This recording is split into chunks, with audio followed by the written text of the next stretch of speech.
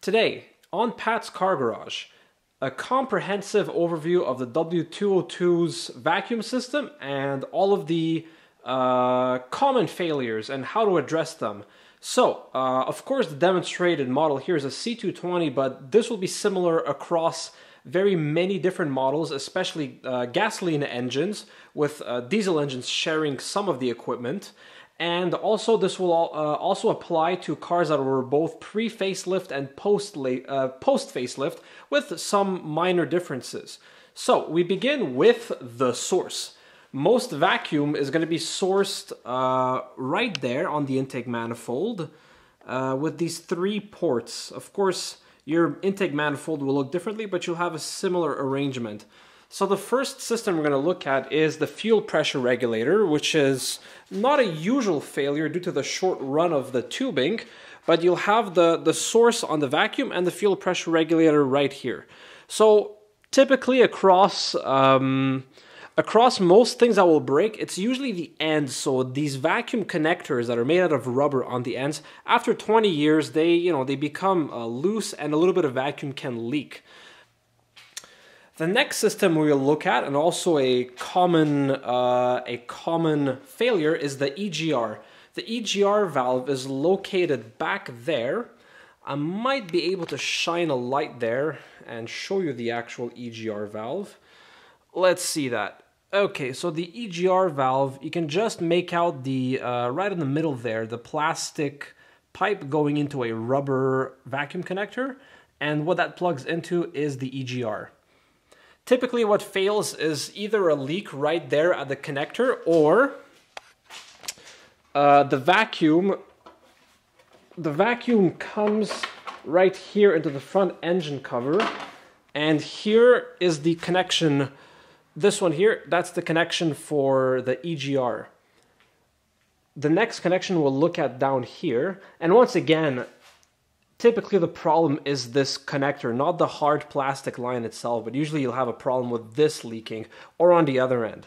So the next connection we'll look at is actually also just below this. You won't see it because of the shadow, but there's another connection that goes to this dingus right here, and that's the secondary air injection actuator valve. So that actually opens up the exhaust ports to allow fresh air to flow in from the pump. This is just one long rubber hose, and again, same problem as with everywhere else. With age, this hose can get a little bit loose and open up at both ends and leak a little bit of vacuum. So the vacuum is actually sourced right here. One of these plastic lines goes back to the intake manifold, and that's the source for this solenoid right here. And on the topic of solenoids, we're going to look at the purge valve now. And the purge valve, it grabs its vacuum right here from the throttle body. It goes to this little elbow, and then this black pipe disappears down into the engine, but it reappears right here. So that valve with the little arrow that you see right there, that's the purge valve, and that is actually the valve itself is a common failure. Typically, you won't see any degradation on the rubber ends here, but this valve likes to stick open. So replacing this valve, you just have to pull it off its little rubber bushing right there. You pull it up, and then you just carefully disconnect these pipes on the bottom from this end, and then the black pipe at the other end. The arrow indicates where the motor should be, so the black pipe will come into where the arrow is pointing. One quick note about the purge system, it vents back into the gas tank. So the valve was down there in the engine bay right next to the ABS pump, but there's a hard plastic line that goes underneath the car, and it actually ends up right under this, right behind this rear fender liner. So you have to take the fender liner off, and over there you'll find a bunch of vacuum hoses, which again are prone to old age and cracking, and you'll also find the activated charcoal canister. So that's where those elements are.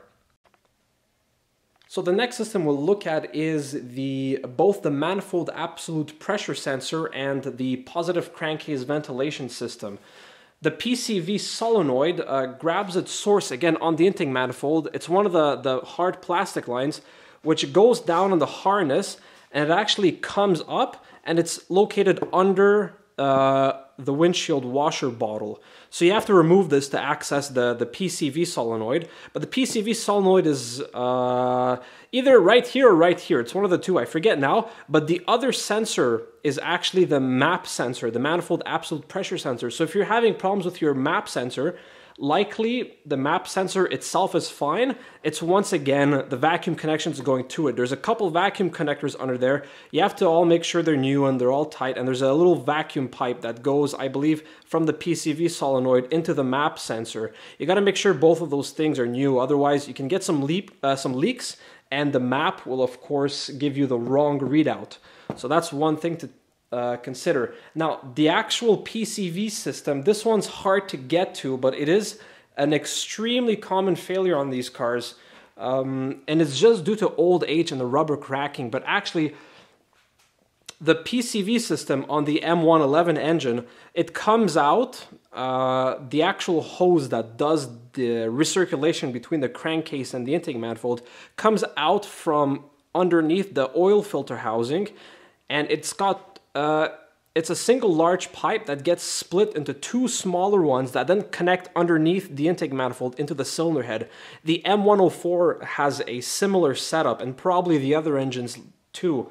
But what happens is, with age, those vacuum hoses, well, they're not really hoses, they're actually just, you know, standard fuel hose. That fuel hose simply degrades with time and crumbles into pieces. If you want to see how I replace mine, I've actually filmed it in my cylinder head gasket video, so you should check those out. But that's an extremely common failure. If you remove the intake manifold, it's a piece of cake to get to, but you will need a new intake manifold gasket if you get to it. So now I'm going to talk about the #1 most forgotten vacuum connection on this car. If you have hard shifts on the 4-speed automatic, you probably either forgot to reconnect that vacuum line, or simply that vacuum line is leaking. The connection for the vacuum modulator happens on the #3 cylinder runner, both on the M111 and on the M104. And well, this won't apply to newer cars with the 5-speed automatic or obviously manual transmission cars. Let's see if I can just make it out. There's right on that runner, there's a line right above it, a black line. That's, again, a vacuum connection which goes, and it's connected right into the runner. We can't quite see it here, but you either forgot to do that, or more likely what's to happen is this line comes in multiple sections, and the problem is it alternates between hard plastic line, which looks like this, and vacuum line, which, hey, that's not my vacuum line. Where is my vacuum line? I know I've got some left in here somewhere. Maybe my other shelf. There it is. So it alternates between black rubber vacuum line like this and the hard plastic line. So it is reachable if you're ever underneath the car doing some sort of work. It's worth to replace that one run of pipe with a single hard plastic line going from the intake manifold all the way back to the transmission. You have one hard plastic line, and then just two vacuum connectors at the either end. You'll find that the rubber line that sits between the two sections on the original installation, with time it actually gets very, very loose, and a lot of vacuum gets leaked through there. That actually solved my harsh shifting issue, so that's definitely something worth looking at. So the next system we're going to start looking at, all the auxiliary stuff. And the auxiliary stuff gets its vacuum from this beige pipe coming here from the intake manifold, and it goes right here into the harness, and it ends up underneath the little flap down here. So this one goes here, there's a connector there, and it eventually terminates at this block right here. Now this block is actually quite problematic, as it turns out. This block likes to crack open on the bottom here. You won't see it without removing it. But you have to remove this and inspect it for cracks, and this can possibly be a major source of leaks. So you definitely want to check that out. The problem is removing these pipes. You have to force them out, but unfortunately some of them are going to break. These little 90-degree elbows are super cheap at the dealership, so you get yourself a bunch of replacements. And all the vacuum lines have a little bit of spare, so you can actually pull on them a little bit and expose some spare hidden. I suggest practicing on the supply, because the supply hose actually has a bunch coiled up going behind it in here. So if you run out, you can actually route it differently and get the supply back in here. It's definitely worth practicing on that one, because you cut the pipe a little bit, because you won't remove the elbow here, like forget about it, it's sealed for life. So you have to cut it a little bit off, but luckily you have enough spare, and once you master the technique you can do the other ones. But basically you have to replace this block, and the easiest way of replacing these is you take a soldering iron and you plug it in. And obviously you don't want it to get super hot, so while it's heating up, you can actually jam the tip inside of the pipe just to expand it a tiny little bit. Not enough to actually put it in cold, but just enough to make your life a lot easier. And then the next thing done, once you have all the ports, all the plastic lines expanded a little bit, you take a heat gun and you heat up the pipes, and then you can squeeze on a new connector. And then the new connector, once the plastic cools down, it's going to form a permanent seal, and then you can simply reconnect it back into the thing. If you have open ports, don't worry, these are not vacuum leaks. Each port has a check valve. So if one port, like this one here, for example, it's not connected to anything, you don't have to worry about this leaking, because these ports, they close themselves. So the silver pipe right here, the ports on either side, there's one port here and one port on the other side. These two ports, the ports that are in the middle of the stack, let's say, that are between the two rows, these ports are your supply side. So the silver one right here, that comes from the engine, and the red one comes from the vacuum reservoir. The vacuum reservoir is located right behind this fender liner, behind the wheel. Remove that, you get access to the vacuum reservoir. Nothing usually breaks there. The vacuum reservoir is just there to provide some functionality of the vacuum system once you turn the engine off. So that's the silver and red ports. One of these two black ports goes to the upshift delay solenoid. So it comes back from underneath, it goes up here. Let's get another light in there, shine a light. So that's the upshift delay solenoid right here. It gets its vacuum from the top, and the solenoid comes out here and it goes into this green pipe. So that provides upshift delay while the engine is warming up. And once again, this connection here is not super bad, but the green pipe comes out right there. Might just be able to make it out. The green pipe comes out right there and goes into the transmission. The problem is usually this rubber section here typically gets very loose and it leaks vacuum, and then you don't get a good upshift delay, and you might get a check engine light for that.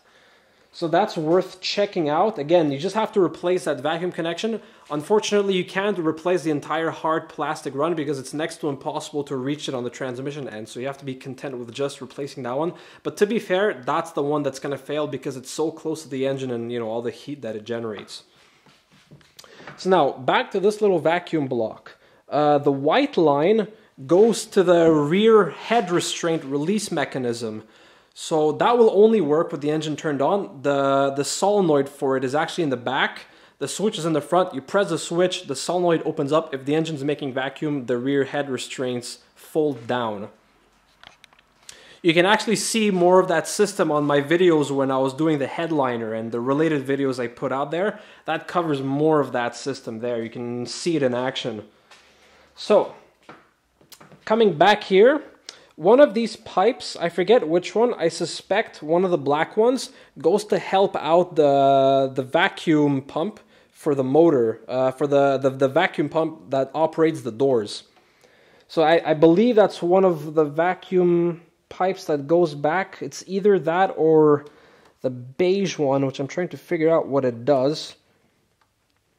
It might actually be the beige one. I remember that one going through the firewall. The black one might be something else. Anyway, the green one, I'm 100% sure of what it does. That goes to the HVAC system, which I'm going to cover next. So now we're in the passenger side foot compartment, and what you'll find underneath the flap, which also contains the cabin air filter, you'll find the vacuum solenoid that controls all the vacuum pods for directing the air through the HVAC vents. Here, I'm gonna make a comprehensive video on how to replace those vacuum pods, because they, after many years, a few of them start to leak. So if you have a defrost vent that sounds like it catches on something and then suddenly shuts, that's actually a symptom of a leaking vacuum pod. Similarly, if you have center vents which die when you accelerate hard, that's another symptom of leaky vacuum pods. So what I'm gonna do is, there's an upcoming video where I'm going to remove the whole dashboard and everything. It's a very long job. It's not difficult, it's just very time consuming, and I'll show you exactly how to replace all the vacuum pods. So that system is going to be in depth in a different video. And finally, that brings us to how the doors operate. That brings us into the trunk. Inside the trunk, here we're on the right side. Behind this panel right here, you remove this whole trim piece and you will see the PSE pump, I believe it's called, but it's essentially just a vacuum pump which operates the door locks and also the trunk lock. So you'll see 5 lines coming out of there, 5 yellow lines which will come out of that pump, and they go to the doors. Each door has an individual actuator which opens and closes the door, and I believe the pump is it's bidirectional, so it can draw a vacuum or it can pressurize the system to lock or unlock. And one of these will go up into the trunk, of course. The access to the trunk's vacuum line comes up through this hinge right here. The vacuum pipe goes up through there, then goes behind the trim and up to the locking mechanism. Now, as for the doors, they run along the, I guess you would call them the service channels. That's probably the best way of describing them. But essentially these channels on the bottom, they're dirty, I have to clean those up. But essentially these channels on the bottom, that's where they run along. All the vacuum pipes go through here. And each one of them then, obviously goes through the door and to the lock. So if you have one lock that doesn't operate, chances are you can isolate it to some vacuum leak along the way, but this will require more testing. I managed to catch a little errata during post-production, so I'm going to correct myself right now. You will actually see 6 lines leaving the pump, because one of them, of course, goes to the gas flap. Your gas flap is supposed to lock and unlock with the doors. So if you have a gas flap which no longer works, actually I've never heard of the actuator for it failing, or it's a very tiny run of vacuum line, so I doubt there'd be any vacuum problem. But on my car, what happened was simply the vacuum actuators, the little locking pin that moves in and out of the gas flap latch, that little pin, it can actually fall out of alignment basically. So the fix for that is, you just unscrew the, again, you have to remove the paneling here, but you would just unscrew the actuator, and then you would take a round file and just file 2 new holes for the screws that hold it in place closer towards the front of the car, just so that that pin can actually go deeper through the latch. That way it has less chance of falling out. So finally, this brings us to the conclusion. Most problems with the W202 can be solved simply by replacing the vacuum connectors. There are a few 90-degree elbows, which are fairly easy to find in part stores. There are a couple of Y-splitters, which again you might have to look for, but most of them are just straight connectors which you can do out of regular vacuum hose. You just cut yourself whatever length you need and you've got it. The best place to get the vacuum hose I found was at a dealership. Turns out they sell this by the meter, something at $5 a meter. I bought, 20 bucks worth of piping thinking I was buying in feet, but, apparently I got freaking 4 meters of pipe, so I got a ton spare. Same thing with the hard plastic line, super cheap. You can get it at any parts store, or the dealership also sells it for a very reasonable price. And that's, if you're gonna take care of one of these cars, one of the first things you should do if you're a new buyer is along, you know, change your fluids, change your filters, change all that stuff, change your coolant too. That's a great thing to do. You know, brake fluid, whatever, change all that stuff, but include the vacuum connectors. 90% of these problems are simply related to the old rubber vacuum connectors getting old and starting to leak. If you change those, this car is going to treat you well for a very, very long time. And of course, if you do have a system that fails, any system can be tested by getting, well, a vacuum tester, obviously. Personally, I recommend the Mighty Vac just because it's reasonably priced, it's reasonably well built, and it works pretty damn well. So you get one of these little pumps with a gauge. You know, you can use the gauge as a regular old vacuum gauge, or of course you can draw vacuum on individual systems and observe how they react. So if you're suspecting your EGR valve, you know, to close, you remove your EGR valve, you get one of these things, and you just apply vacuum on it, and you can test it right away. Buying one of these, as soon as you have any vacuum problem in your car, is going to pay for itself right away, because the next time the system breaks something, you already have a vacuum tester. So anyway, I hope you enjoyed this video. If you're a new owner, welcome to the club. These are great cars. Take good care of them. They'll take good care of you. For those of us which have these cars for a long time, I hope maybe I've demystified some of the systems on this car, and stay tuned for lots of exciting content upcoming.